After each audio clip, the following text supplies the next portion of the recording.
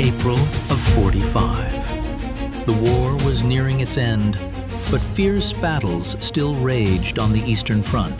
Before the Soviet troops stood Königsberg, an ancient city that the Germans had turned into an impregnable citadel. The stone walls of centuries-old buildings, powerful forts, and an intricate network of trenches and pillboxes. All of this made it the last stronghold of East Prussia. For Nazi Germany, it was not just a city, but a symbol of Prussian military might. Hitler gave the order, defend at all costs. But the Soviet command understood perfectly. Without Königsberg, the path to Berlin would be open. One of the most difficult and bloody operations of the Great Patriotic War lay ahead. The city was the key to victory. Königsberg, the heart of East Prussia, in 1945, was not just a city on a map. It was a crucial link in the Third Reich's defensive system, the last bastion of Nazi Germany on the Eastern Front. Its military-political significance cannot be overstated. Imagine a major transport hub, a port on the Baltic Sea, connecting Germany with the outside world, and, no less importantly, a powerful symbol. A symbol of Prussian military might, of centuries-old traditions that Hitler ordered to be defended at all costs.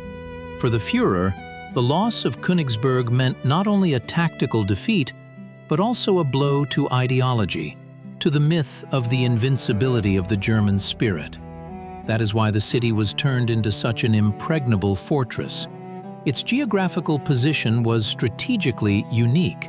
Located at the confluence of the Pregel and Daima rivers, with access to the bay, it controlled all major communications in the region. In fact, Königsberg was the key to controlling all of East Prussia.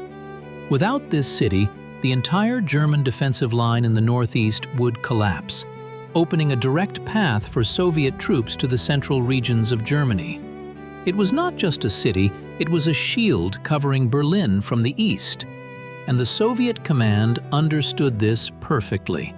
The capture of Königsberg was not just another victory, it was a strategic breakthrough that was supposed to decide the outcome of the war on this sector of the front. The Germans, for their part, were ready for desperate resistance, turning every house, every fort into a firing point.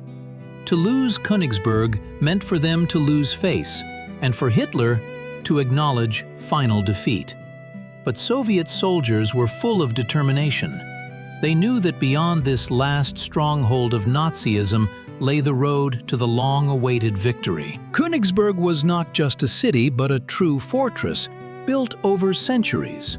Already in the 19th century, the foundation of a unique defensive system was laid here, which the Germans constantly modernized, turning it into an impregnable bastion. It consisted of two powerful defensive perimeters, outer and inner.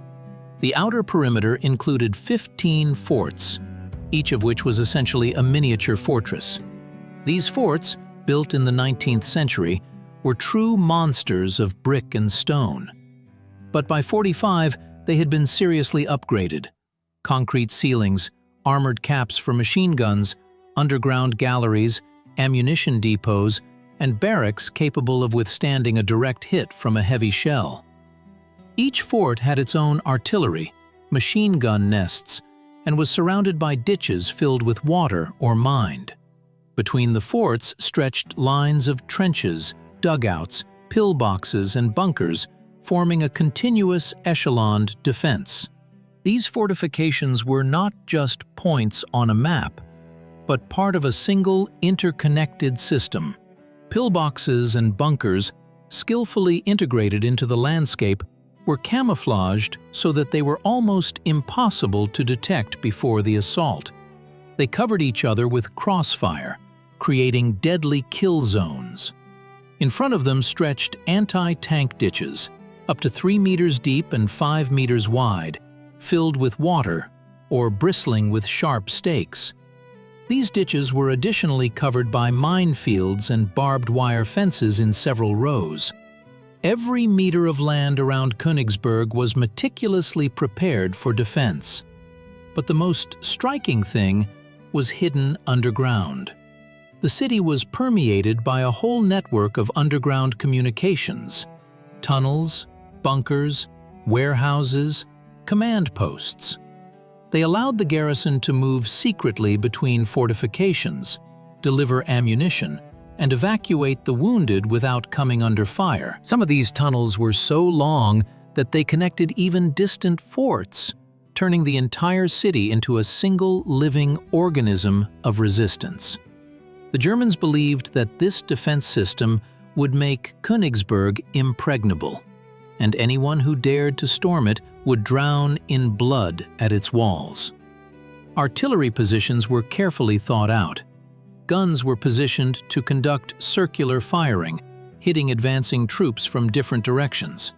Many guns were installed in concrete casemates, protected from enemy fire. It was a true web of death, designed to stop any enemy, be it infantry or tanks. The fortress city of Königsberg was ready for defense, and its defenders were determined to fight to the last. Now that we have imagined the impregnable fortress, let's look beyond the front line and assess the forces preparing for the decisive battle. On one side, the Red Army, a powerful, battle-hardened mechanism. On the other, the German garrison of Königsberg, surrounded but still capable of desperate resistance. On the Soviet side, there were units of the Third Belarusian Front under the command of Marshal of the Soviet Union Alexander Mikhailovich Vasilevsky. These were not green recruits, but experienced fighters who had gone through fire and water in the toughest battles. Their ranks included rifle divisions, tank and mechanized corps, as well as the most powerful artillery, which we will certainly discuss later. The total number of Soviet troops allocated for the assault on Königsberg was about 137,000 people. This was an impressive force, capable of crushing any defense. The morale of the soldiers was high. Behind them were thousands of kilometers of liberated land. Ahead was the long-awaited victory. They knew that Königsberg was the last serious barrier on the way to Berlin, and every fighter was ready to go to the end. The moral and psychological state was at its peak, bolstered not only by successes at the front, but also by a clear understanding of the operation's goal. Every soldier understood their role in this grandiose offensive. The Red Army was armed with a huge number of tanks, self-propelled artillery units, mortars, and, of course, artillery of all calibers. Special attention was paid to heavy and super-heavy guns designed to destroy powerful fortifications. Thousands of guns and mortars were moved to the city, preparing to unleash a firestorm upon it. Engineer troops were equipped with everything necessary to overcome minefields, wire obstacles, and destroy pillboxes. They had at their disposal assault ladders, flamethrowers, explosives, everything that might be needed for storming a fortress city. Aviation also played a key role, ensuring air superiority and preparing for massive bombing raids on enemy fortifications. The Soviet command meticulously studied the German defenses, took into account the experience of storming other fortress cities such as Poznan and Breslau, and prepared a detailed plan of action. Every element of the operation was thought out to the smallest detail to minimize losses and ensure the fastest possible success. This was not just an assault, it was a meticulously planned operation to destroy an enemy bastion, in which each branch of the military played its own, strictly defined role. And now let's move to the other side, to the defenders of Königsberg. The German garrison, commanded by General of Infantry Otto Lasch, was a rather motley group. It included regular Wehrmacht units, SS units, Volkssturm detachments consisting of elderly men and teenagers, as well as remnants of units that had retreated from the Baltics. The total number of German troops was about 130,000 people, Despite significant losses and retreats, these troops were still a serious force. Regular Wehrmacht units, although they had suffered heavy losses, maintained combat effectiveness and a high level of training. SS units were distinguished by fanatical devotion to the regime and readiness to fight to the last. However, among them were also remnants of scattered units, demoralized by constant defeats and retreats. The Volkssturm, the Home Guard, was the least combat-ready part of the garrison. These people, often poorly trained and lightly armed, were thrown to defend the city in conditions of desperate manpower shortage. Their morale was uneven, from fanatical faith in the Führer to complete indifference and a desire to end the war as quickly as possible. The moral and psychological state of the German troops was complex. On the one hand, Hitler's order to defend Königsberg at all costs, threats of execution for desertion, and propaganda promises of wonder weapons sustained their resistance. On the other hand, the hopelessness of the situation, constant defeats on all fronts, and the realization that the war was lost undermined their morale. Many understood that Königsberg was doomed and further resistance was pointless. The Germans had enough small arms, automatic weapons, mortars, and artillery. However, compared to Soviet troops, they suffered from an acute shortage of tanks, ammunition, and fuel. Most of the heavy equipment was destroyed or lost in previous battles, so the forces of the opposing sides were determined. Now it was time to move on to the most important thing, the brain of the operation, the strategic concept that was to crush this seemingly impregnable fortress. The planning of the Königsberg operation became a true masterpiece of military art, developed by the General Staff and the command of the Third Belarusian Front. This was not just another attack, but a meticulously thought-out chess game, where each move had immense significance. The key element of the plan was a simultaneous strike from several directions. The Soviet command perfectly understood that a frontal assault on such a fortified city would lead to enormous losses. Therefore, it was decided not to storm it with a single front, but to dismember the defense into parts, to strike from different sides to scatter the enemy's attention and prevent him from concentrating forces in one sector. The main strikes were planned from the northwest and south, which allowed for encircling the city and then gradually tightening the ring. This was intended to dismember the garrison into isolated groups, deprive them of the ability to maneuver reserves and provide mutual support. After all, scattered pockets of resistance are significantly easier to suppress than a unified, well-coordinated defensive line. The next, and perhaps one of the most important elements of the plan, was the massive use of artillery and aviation. The Soviet command spared no shells and bombs, understanding that only overwhelming firepower could break through the multi-layered German defense.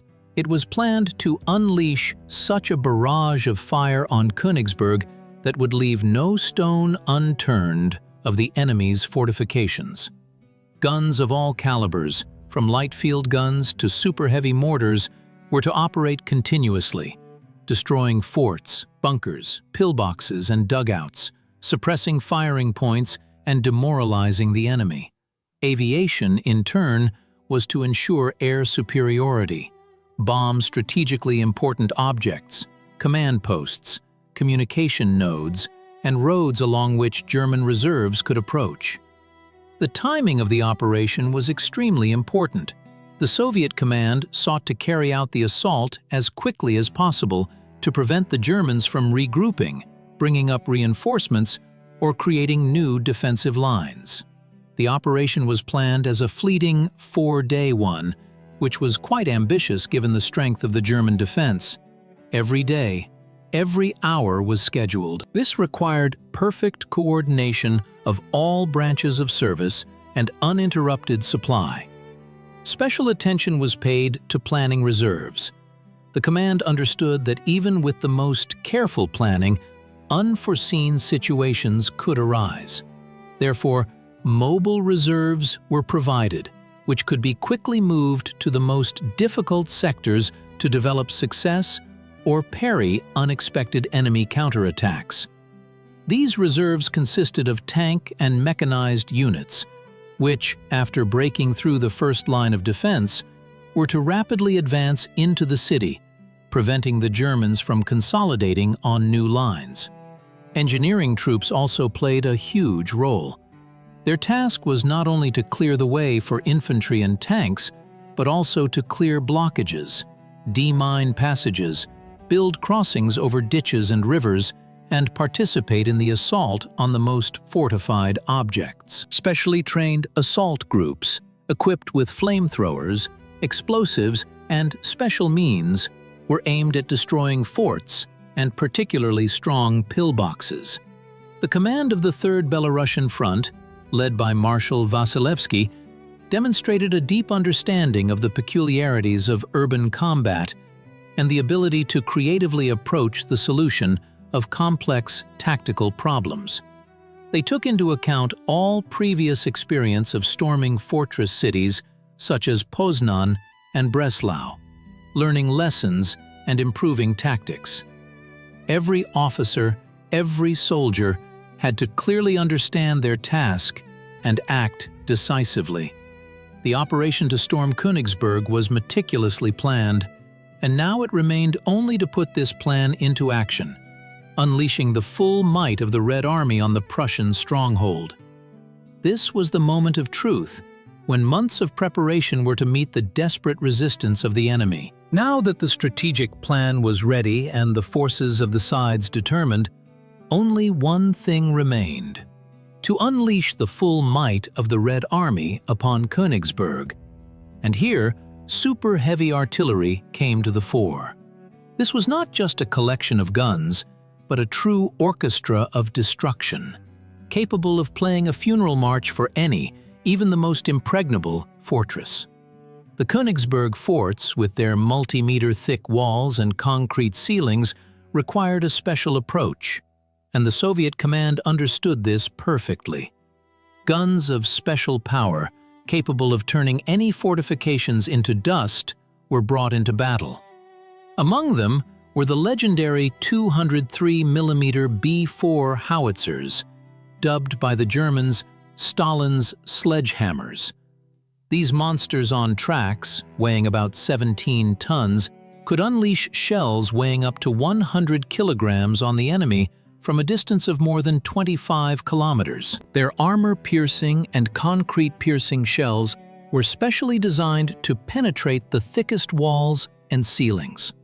One such shell, hitting a fort, could cause the collapse of an entire casemate or the detonation of an ammunition depot. Their sound was not just a shot, but a clap of thunder, portending imminent doom. But that's not all.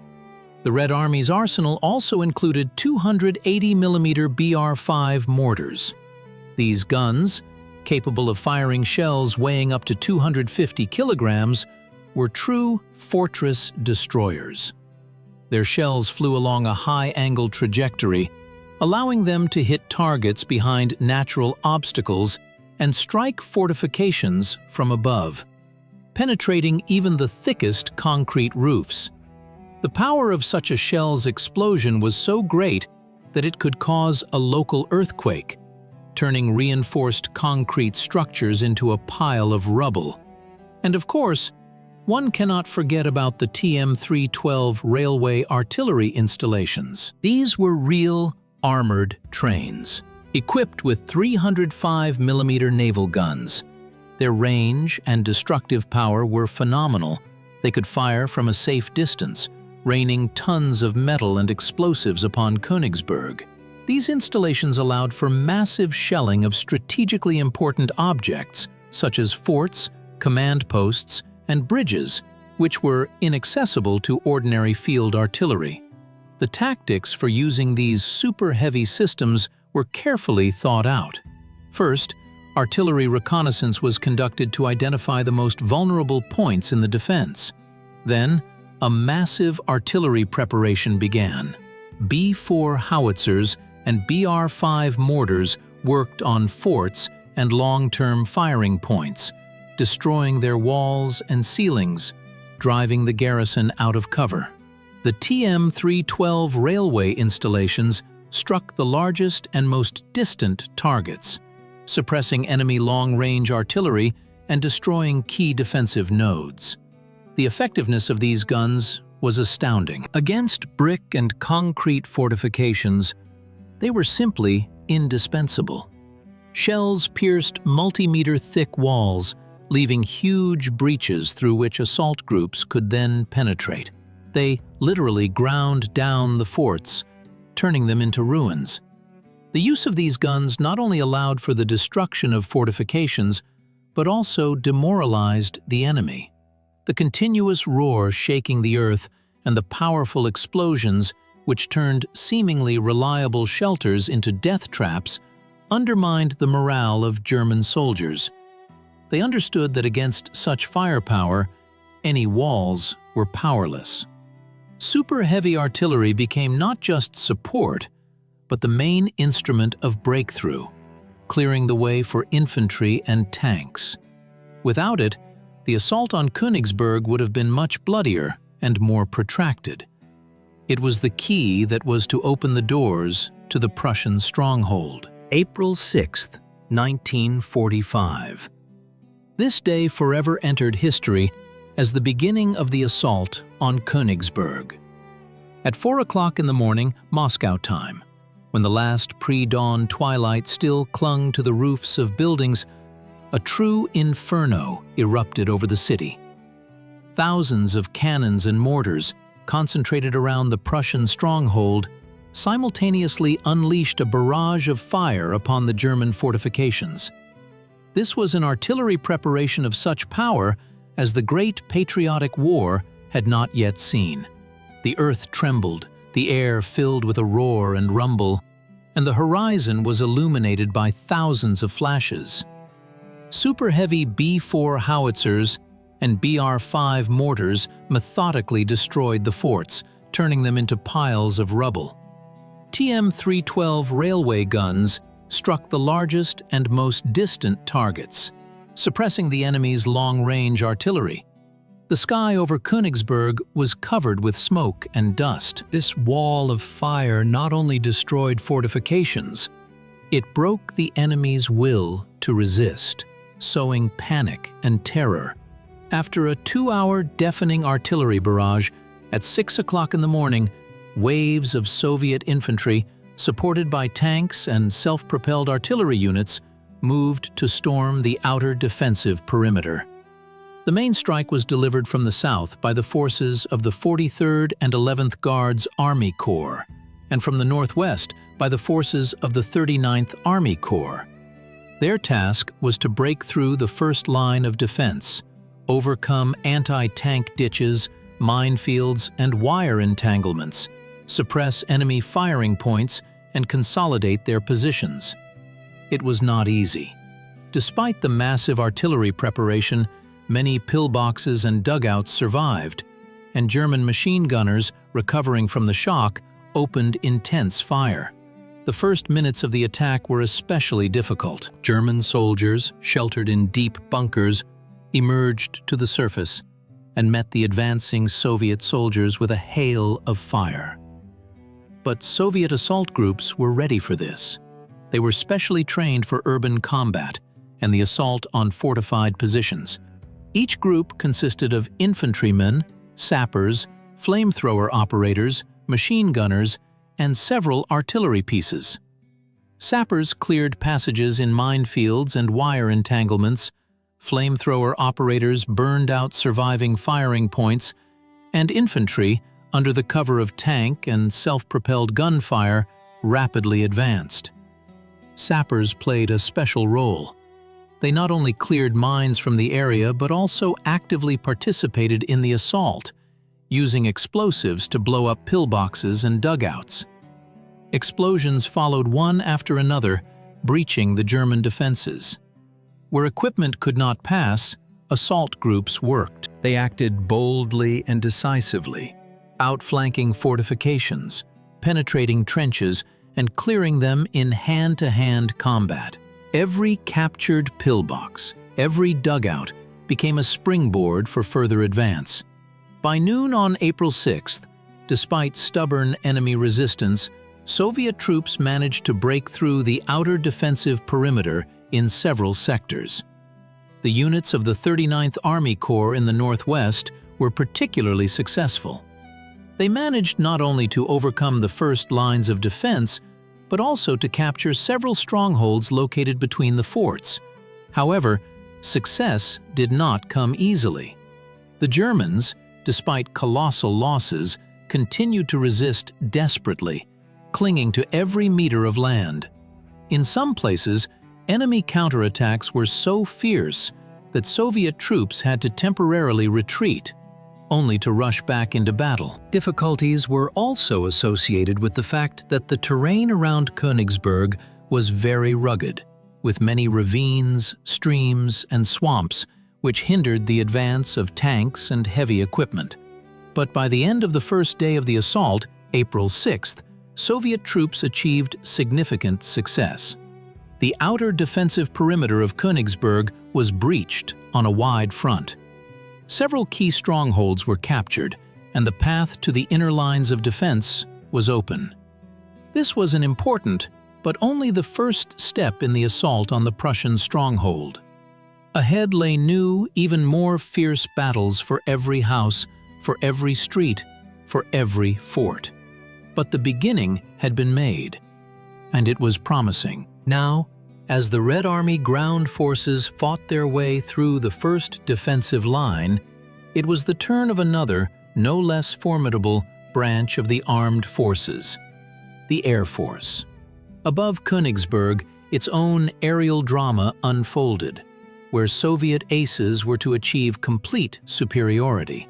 The role of aviation in the Königsberg operation was not just important, it was critically important. The Soviet command perfectly understood that without suppressing enemy defenses from the air, the assault on such a powerful fortress would result in unimaginable losses.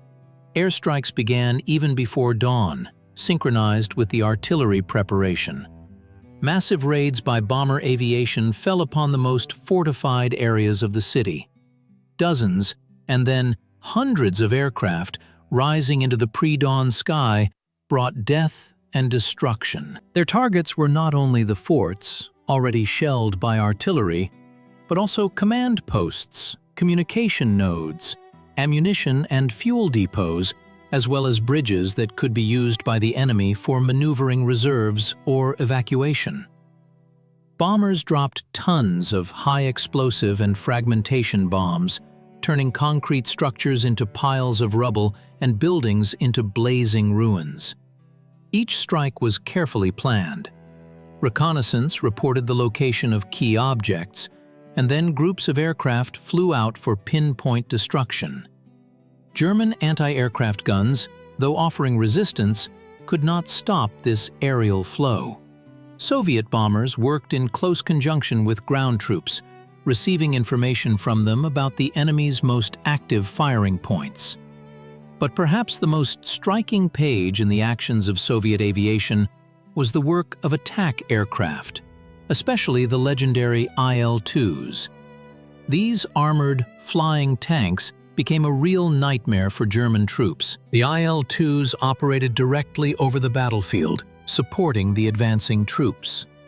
They dived onto enemy positions, showering them with fire from cannons and machine guns, dropping rockets and small-caliber bombs. When the infantry was stuck under machine gun fire from a pillbox, or tanks encountered a camouflaged anti-tank gun, attack aircraft came to the rescue.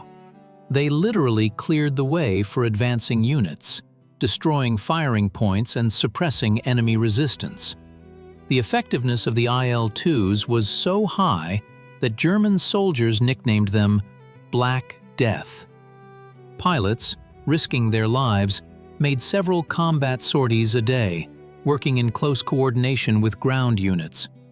Often they operated at low altitude, which made them vulnerable to small arms fire, but allowed them to hit targets with maximum accuracy. In addition to direct support, Soviet aviation solved another crucial task: countering German attempts to support the surrounded garrison from the air. The German command made desperate attempts to supply the defenders of Königsberg with ammunition and provisions, and also to evacuate the wounded, using transport aircraft.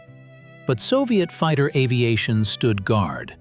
Dozens of aerial battles unfolded over the city and its environs. Soviet fighters sought to prevent a single German aircraft from reaching Königsberg. They organized a real aerial blockade of the fortress, intercepting transport planes and their escorting Luftwaffe fighters. In these battles, Soviet pilots demonstrated the highest skill and courage, giving the enemy no chance. Air superiority was won and maintained throughout the entire operation. This significantly reduced losses among ground troops and greatly accelerated the assault. German soldiers, deprived of air support and constantly under attack from Soviet aviation, felt trapped. The sky over Königsberg belonged to the Red Army, and this was one of the key factors of success. Without this aerial shield and aerial sword, the assault on the Prussian stronghold would have been much longer and bloodier. Aviation not only destroyed but also demoralized, depriving the enemy of the last hope of salvation from the air. Air superiority was gained and maintained throughout the operation. This significantly reduced losses among ground troops and greatly accelerated the assault. German soldiers, deprived of air support and constantly under attack by Soviet aviation, felt trapped. The sky over Königsberg belonged to the Red Army, and this was one of the key factors for success. Without this air shield and air sword, the assault on the Prussian stronghold would have been much longer and bloodier. Aviation not only destroyed, but also demoralized, depriving the enemy of their last hope of salvation from the air. But even the most powerful bombardments and artillery shelling could not completely destroy the enemy. For final victory, something more was needed: impeccable coordination of all branches of the armed forces. It was this that became the distinguishing feature of the Königsberg operation, elevating interaction to a new, unprecedented level. Imagine a complex mechanism where every gear works in perfect unison. This is how Soviet troops acted during the assault on Königsberg.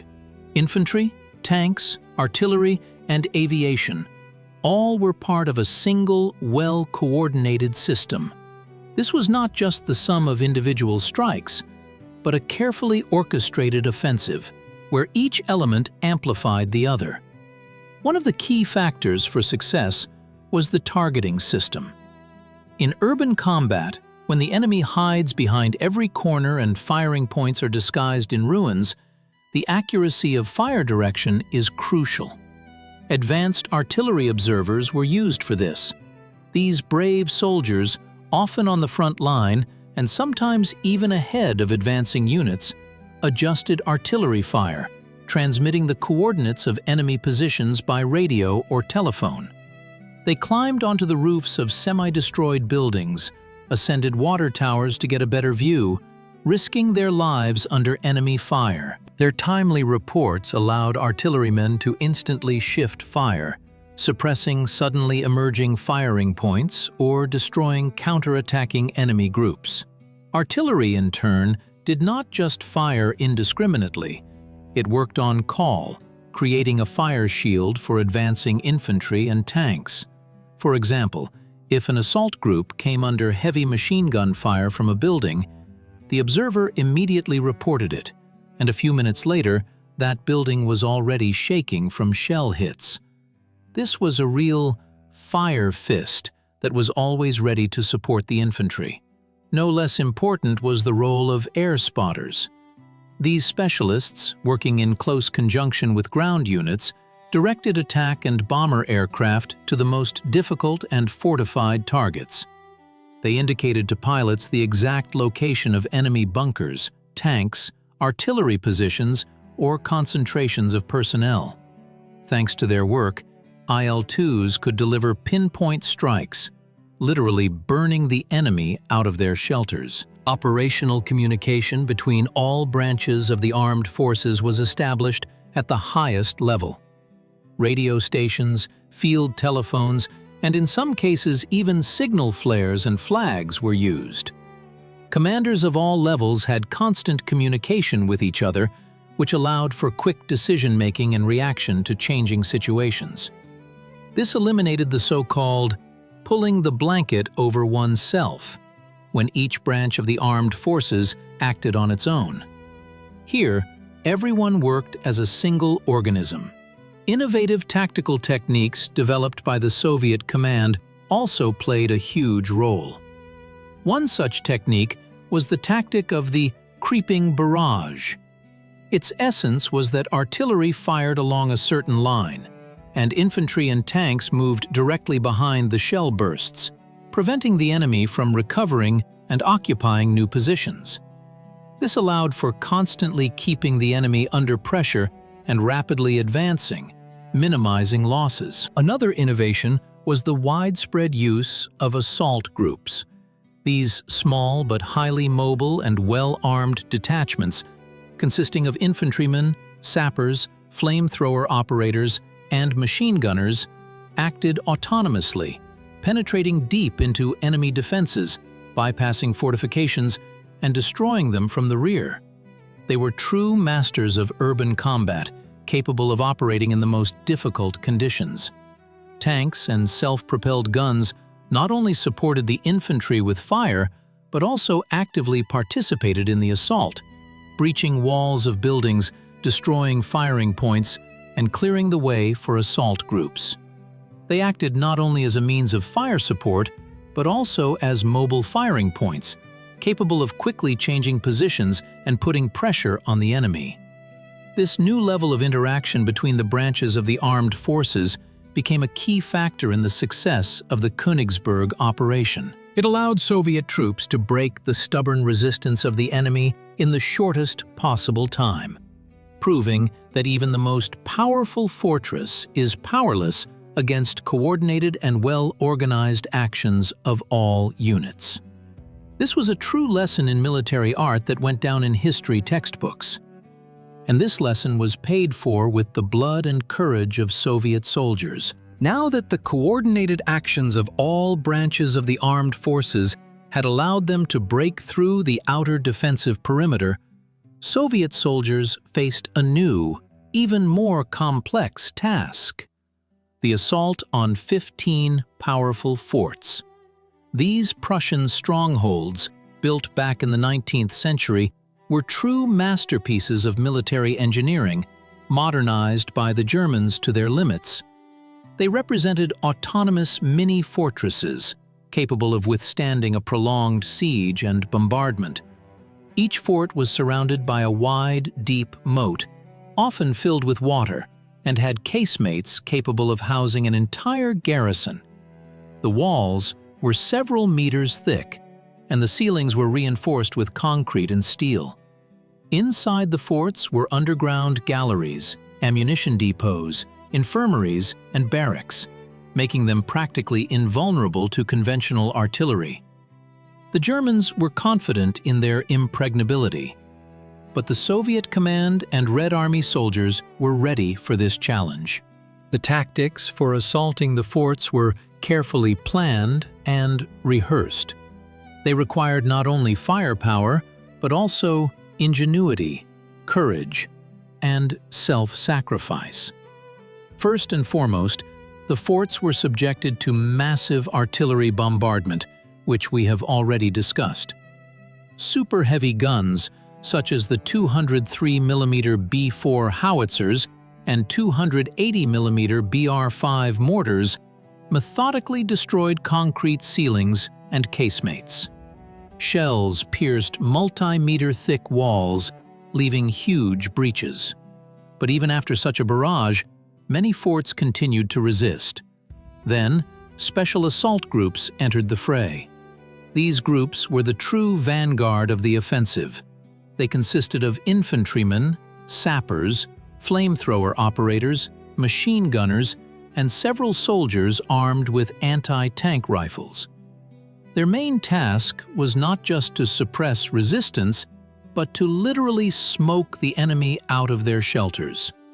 Sappers played a key role. They approached the forts under cover of fire, clearing paths through minefields and wire obstacles. Then, using powerful explosive charges, they blew up walls, entrance gates, and embrasures, creating passages for the infantry. This was incredibly dangerous work, requiring coolness and courage. Often sappers died, but their sacrifice opened the way to victory. Flamethrower operators were another formidable force. Their jets of fire burned the enemy out of pillboxes and casemates, turning them into flaming traps. The psychological effect of using flamethrowers was enormous. German soldiers, faced with a fiery hell, often preferred to surrender rather than burn alive. An example of such heroic work was the assault on Fort No. 5, named King Friedrich Wilhelm III. This fort was considered one of the most powerful and impregnable in the Königsberg defense system. Its garrison numbered about 300 men, with powerful weaponry and a large supply of ammunition. Soviet troops attacked it on April 7th. After several hours of fierce fighting, despite heavy losses, an assault group commanded by Captain Belov managed to break into the fort through a breach made by sappers. In hand-to-hand combat, in narrow underground corridors, Soviet soldiers cleared the fort of the enemy step by step. Private Ivan Katorjny distinguished himself particularly, who, after running out of ammunition, engaged in hand-to-hand combat with several Germans and eliminated them. For this feat, he was awarded the title of Hero of the Soviet Union. Another example of courage was the assault on Fort No. 3, Queen Louise. This fort was located in a strategically important direction and offered fierce resistance. After many hours of fighting, when all attempts to penetrate the fort's armor with artillery fire proved unsuccessful, a group of sappers led by Senior Sergeant Nikolai Kozlov managed to get close to one of the embrasures and plant a powerful explosive charge. The explosion created a breach, and the assault group stormed inside. The fighting inside the fort was incredibly brutal. Every casemate, every room had to be taken by force. German soldiers, cornered, fought desperately. But Soviet soldiers were determined. During this assault, several soldiers, including Sergeant Kozlov, died, but the fort was taken. During the assault on Fort No. 1, Stein, Private Alexei Prokhorov, distinguished himself. When his assault group came under heavy machine gun fire from an embrasure, Prokhorov, without hesitation, rushed forward and covered the firing point with his body, ensuring the advance of his comrades. His feat became a symbol of selfless bravery. Thus, step by step, fort after fort, Soviet troops overcame the monolithic defense of Königsberg. Each assault was an act of heroism, each fort a mass grave for many soldiers on both sides. But it was thanks to the courage and resilience of the assault groups, their ability to use special means and tactics, that the impregnable Prussian strongholds fell one after another. This was not just the capture of fortifications. It was a demonstration of strength of spirit and an unyielding will to victory, which paved the way to the city center, where new, equally fierce battles awaited. So the outer perimeters had fallen, the seemingly impregnable forts had been taken. But ahead, the Red Army faced its most difficult challenge: street fighting in the very heart of Königsberg. The city, with its narrow streets, dense buildings, and numerous basements, had turned into a true labyrinth of death. Every building here was a potential firing point, every intersection an approach to an ambush. The Germans, retreating, turned Königsberg into ruins, but in these ruins, they continued to resist fiercely. The tactics of warfare in such conditions differed fundamentally from field battles. Broad frontal attacks did not work here. Small, maneuverable groups capable of operating autonomously were required. Assault groups came to the forefront, the very ones that had already proven themselves during the storming of the forts. These detachments, ranging in size from a platoon to a company, consisted of infantrymen, sappers, flamethrower operators, machine gunners, as well as snipers and sometimes even a couple of tanks or self-propelled guns. Their task was not just to advance, but to literally gnaw through the enemy's defenses, destroying resistance nodes one after another. The advance did not proceed along the streets but through blocks, from house to house, from basement to basement. The tactic of gnawing through was used. Assault groups broke through the walls of buildings, creating passages, and moved inside the blocks, avoiding open streets that were swept by fire. This allowed them to bypass mined areas, sniper positions, and machine gun nests that the Germans set up on upper floors and in windows. In every house, a fight had to be waged. Detachments penetrated inside, clearing floor after floor, using grenades, automatic weapons, and flamethrowers. Fights often turned into hand-to-hand combat in dark corridors and basements. Every window, every door could conceal an enemy soldier. Key buildings, banks, administrative institutions, hotels, churches, turned into real mini-fortresses. The Germans equipped them with long-term firing points, connected them with underground passages, turning them into a single defensive complex. The struggle for such resistance nodes was particularly fierce. For example, the storming of the main post office building turned into a multi-hour battle, where every floor had to be taken with a fight. Tanks and self-propelled guns were actively used here, but their use in urban development had its own specifics.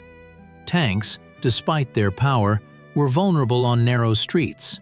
Due to limited visibility, they could become an easy target for Faustpatronus, which the Germans actively used from ambushes. Therefore, tanks operated in close conjunction with infantry. Infantrymen covered tanks from grenadiers, and tanks, in turn, suppressed enemy firing points with direct fire, destroying building walls and clearing the way. Self-propelled guns, such as the Su-152 or ISU-152, with their powerful guns, were indispensable for destroying barricades and sturdy buildings. They could punch through house walls, creating passages for infantry, or destroy enemy firing points located on upper floors. Artillery also played a huge role, but its use in urban combat required special precision. Field guns were moved to direct fire, literally driving into the streets and destroying barricades, rubble, and identified firing points. Mortars fired at areas, smoking out the enemy from basements and attics. Snipers on both sides engaged in a continuous duel. Soviet snipers eliminated German machine gunners and grenadiers, as well as officers, disrupting the coordination of enemy units. The methods of overcoming barricades and rubble were diverse. Somewhere they were bypassed by breaking through the walls of neighboring buildings. Somewhere, tanks forced their way through, and sappers, risking their lives, demined and cleared passages. Minefields, which the Germans set up on streets and intersections, posed a serious danger. Sappers went ahead, probing every meter of ground, neutralizing mines and landmines. This was slow, but vitally necessary work. Every meter won from the enemy was achieved with great difficulty and bloodshed. Street fighting in Königsberg was a real hell, where death could lurk around every corner. But Soviet soldiers stubbornly advanced, step by step, clearing their way to the city center, where the outcome of this grand battle was to be decided. Now that the labyrinth of Königsberg's streets had been traversed, with every meter bought with a fight, Soviet troops reached the very heart of the city, its administrative center. April 8th and 9th, 1945, became days of decisive battles that were to determine the fate of the Prussian stronghold. This was the final act of the Königsberg operation, where every house, every building was transformed into an arena of fierce fighting. The breakthrough to the city center was not merely an advance, it was a strike at the very nerve center of the German defense. Soviet assault groups, hardened in street fighting, rapidly advanced towards key administrative buildings, the Reichsbank, the central station, the police headquarters, and, most importantly, the headquarters of General Otto Lasch, commander of Königsberg's defense, located in the royal castle. These objectives were not just structures, they were symbols of power and administration, and their capture was intended to paralyze the enemy's defense. The battles for these buildings were particularly brutal. The Germans, understanding that there was nowhere to retreat, resisted with fanatical fury. Every floor, every office was turned into a firing point. For example, the storming of the main post office building mentioned earlier was merely a precursor to the hell that unfolded around the royal castle. The castle, a symbol of Prussian history, had been transformed into a powerful node of resistance.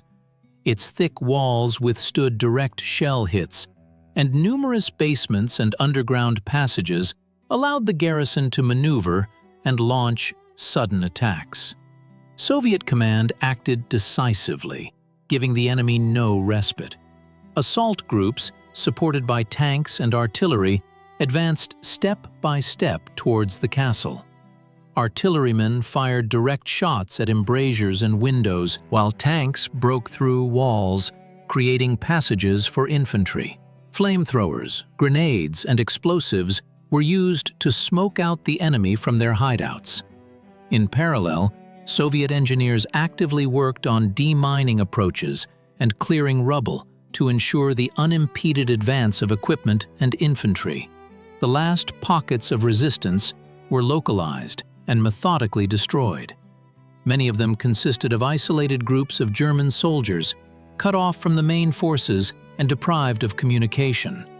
They continued to fight, often to the last bullet, but their resistance no longer had strategic significance. The Soviet command clearly understood that the main goal was not to allow these groups to unite or break out of the encirclement. Therefore, a tight ring was created around each such pocket, which was then subjected to massive shelling and assault. The situation with the civilian population during these days was particularly tragic.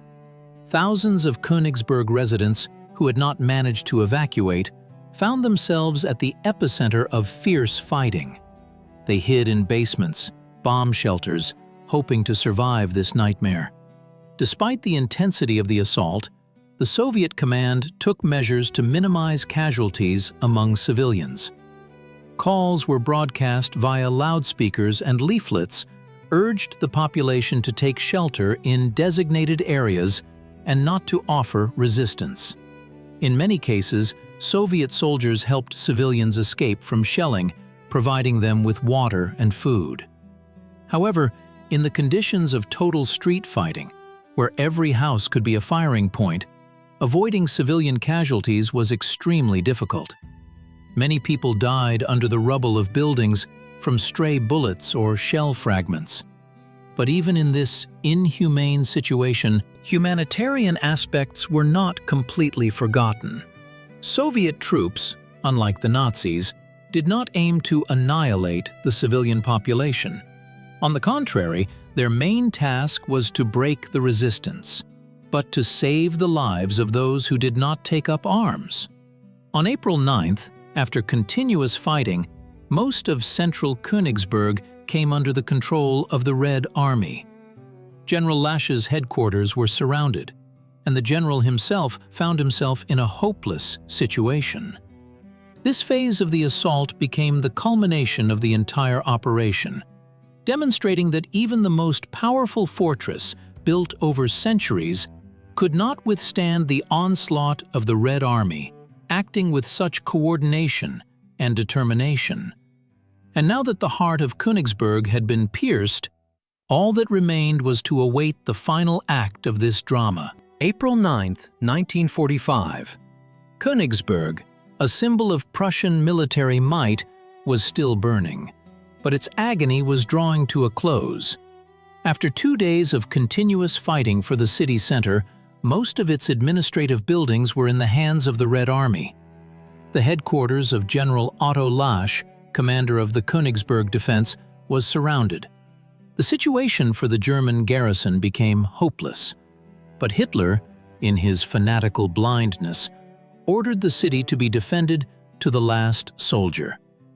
Any attempt to surrender was punishable by death. However, General Lasch, realizing the futility of further bloodshed and wishing to save the remaining soldiers and civilians, made a decision that went against the Führer's orders.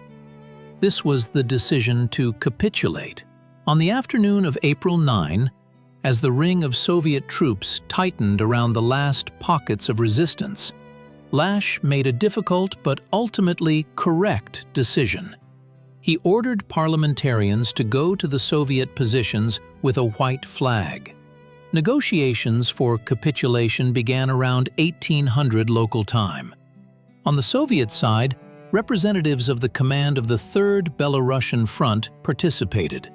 On the German side, officers from General Lasch's staff. The atmosphere was tense. The Soviet side demanded unconditional surrender while guaranteeing the lives and humane treatment of prisoners of war. The Germans, in turn, tried to bargain for softer terms, but their position was weak. During the negotiations, the terms of surrender were detailed. All personnel of the Königsberg garrison, including officers and generals, were to lay down their arms, military equipment and weaponry were transferred to the Red Army, and all fortifications and warehouses were immediately disarmed. It was specifically emphasized that any resistance after the signing of the act of capitulation would be suppressed with maximum severity. At 1 o'clock in the morning on April 10, 1945, General Otto Lasch signed the act of capitulation of the Königsberg garrison. This was the logical conclusion of the heroic assault by the Red Army. Immediately after the signing of the act, an order was transmitted to all remaining German units to cease fire and begin surrendering. The disarmament procedure for German troops began immediately. Wehrmacht, SS, and Volkssturm soldiers, emerging from their shelters, laid down their weapons in specially designated areas. Thousands of people, exhausted by fighting, hunger, and fear, surrendered. Soviet soldiers, despite the intensity of the fighting, observed the terms of capitulation, ensuring order and safety. As a result of the Königsberg operation, 92,000 people were taken prisoner. This was a huge number, testifying to the scale of the defeat of the German grouping. Among them were 4 generals and about 2,000 officers. The trophies were also impressive: more than 3,500 guns and mortars, about 200 aircraft, 128 tanks and self-propelled artillery units, as well as a huge amount of small arms, ammunition, provisions, and other military property. The fall of Königsberg was not only a grandiose military victory, but also a symbolic act. The Prussian stronghold, considered impregnable, fell under the onslaught of the Red Army. This event had immense strategic importance, opening the way for Soviet troops for further advance on Berlin and the final end of the war. The Königsberg operation, which concluded with the capitulation of the German garrison in April of '45, became one of the brightest examples of the Red Army's military art in the final stage of the Great Patriotic War. From a military historical perspective, It represents a unique experience of assaulting a large, heavily fortified city fortress, which, it would seem, should have withstood a prolonged siege. Analyzing this operation, we see both the brilliant tactical decisions of the Soviet command and some moments that could have been improved. The successful tactical decisions of the Soviet command were numerous and multifaceted. First, there was meticulous planning and reconnaissance. Soviet staffs did not simply throw troops into a frontal attack, but meticulously studied the enemy's defense system, identifying weak points and key resistance nodes. This allowed for the concentration of main efforts on breakthrough sectors and the most effective use of available resources. Second, the massive use of artillery and aviation. What we saw in Königsberg was a true wall of fire that literally pulverized German fortifications. The use of super-heavy guns capable of destroying forts became a key factor in success. Aviation, which ensured complete air superiority, not only bombed enemy targets, but also provided direct support to advancing troops, clearing their path. Third, impeccable coordination of branches of service. The interaction of infantry, tanks, artillery, and aviation was brought to perfection. Forward artillery observers and air controllers worked in close contact with ground units, ensuring the accuracy and promptness of fire support. The tactics of assault groups, operating autonomously and gnawing through the enemy's defenses, proved extremely effective in urban combat conditions. Fourth, the strategic decision to dismember the garrison into isolated groups. Instead of assaulting the entire city with a single front, the Soviet command struck from several directions, which allowed for the division of German forces and prevented them from providing mutual support. This significantly accelerated the process of suppressing resistance. However, despite all successes, one cannot fail to mention some mistakes made, or rather, the difficulties that had to be overcome. One such difficulty was the underestimation of the depth and complexity of the German defense. Although reconnaissance worked excellently, it was virtually impossible to fully foresee all the intricacies of underground communications and disguised firing points. This led to assault groups encountering unexpected resistance, which slowed down the advance and increased losses. Another difficulty was fighting in urban areas. Despite the well-practiced tactics of assault groups, such battles are always associated with heavy losses. The vulnerability of tanks on narrow streets, the need to literally dislodge the enemy from every house. All this required enormous strain and led to personnel losses. A comparison of the Königsberg operation with other operations to storm large fortified cities during World War II shows its uniqueness. For example, the storming of Poznan or Breslau was also difficult. But Königsberg, with its 15 powerful forts and deeply echeloned defense, presented a much more serious challenge. The speed with which the Red Army was able to take this fortress, in just 4 days, is unprecedented. This testifies to the highest level of training of Soviet troops and the skill of the command. The impact of the capture of Königsberg on the final stage of the war and the strategic situation on the Eastern Front was colossal. First, it meant the final fall of East Prussia, one of the cradles of German militarism. This was not only a military but also a huge psychological blow to Nazi Germany. Second, the capture of Königsberg freed up significant Red Army forces that could be transferred to other sectors of the front for the final defeat of the enemy. Third, a major pocket of resistance on the flank of the Soviet troops advancing on Berlin was eliminated, which significantly secured their advance.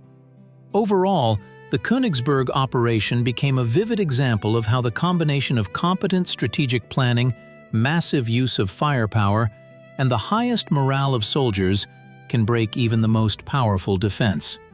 This was a triumph of Soviet military art that brought the long-awaited victory closer. The Königsberg operation, which concluded with the capitulation of the German garrison in April of 1945, became one of the brightest examples of the Red Army's military art in the final stage of the Great Patriotic War.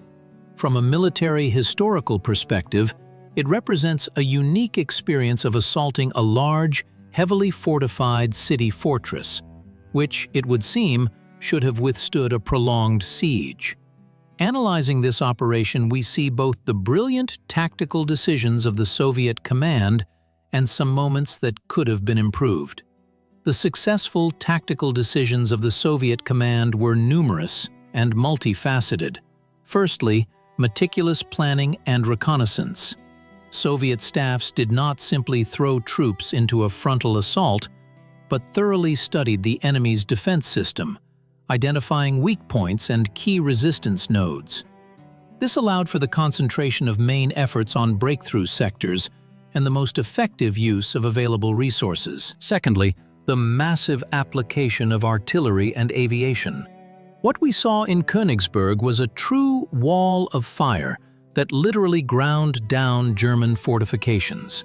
The use of super-heavy guns capable of destroying forts became a key factor in success. Aviation, which provided complete air superiority, not only bombed enemy targets, but also provided direct support to advancing troops, clearing their path. Thirdly, impeccable coordination of branches of service. The interaction of infantry, tanks, artillery, and aviation was brought to perfection. Forward artillery observers and air controllers worked in close contact with ground units, ensuring the accuracy and promptness of fire support. The tactics of assault groups, operating autonomously and gnawing through the enemy's defenses, proved extremely effective in urban combat conditions. Fourthly, the strategic decision to dismember the garrison into isolated groups. Instead of assaulting the entire city in a single front, the Soviet command struck from several directions, which allowed for the division of German forces and prevented them from providing mutual support. This significantly accelerated the process of suppressing resistance. However, despite all the successes, one cannot fail to mention some mistakes made, or rather, the difficulties that had to be overcome. One such difficulty was the underestimation of the depth and complexity of the German defense.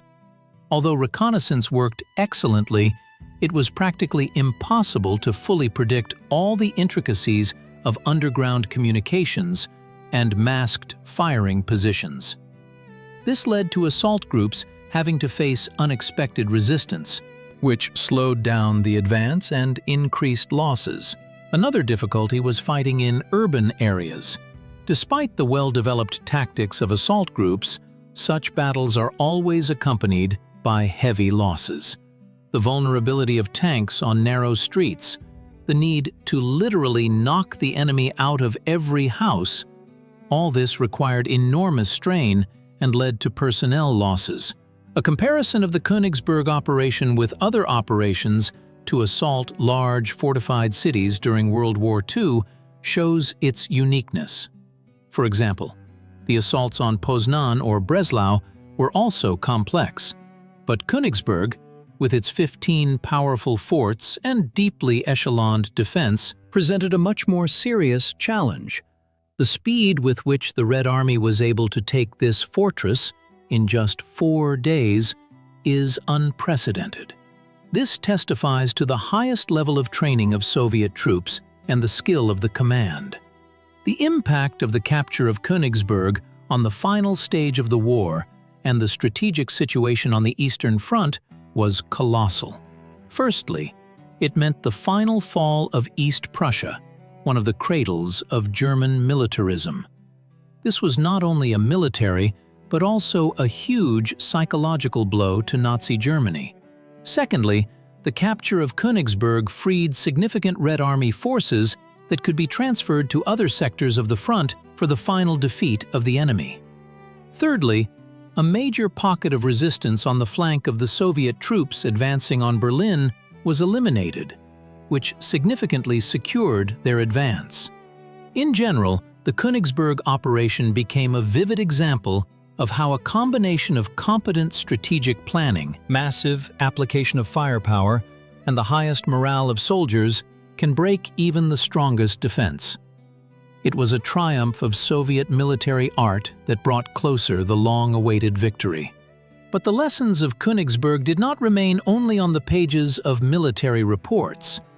They formed the basis for the post-war development of military science and practice.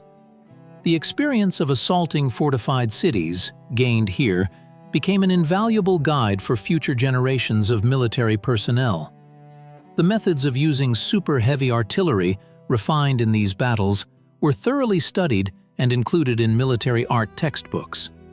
The coordination of various branches of service, demonstrated in Königsberg, showed how effective the interaction of infantry, tanks, artillery, and aviation can be in solving the most complex combat tasks. This experience was taken into account in the development of new tactics and strategies aimed at improving the effectiveness of joint operations. It emphasized the importance of close communication between all elements of the battle order, from forward observers to the high command. Today, the memory of the operation is preserved in modern historiography and memorial culture.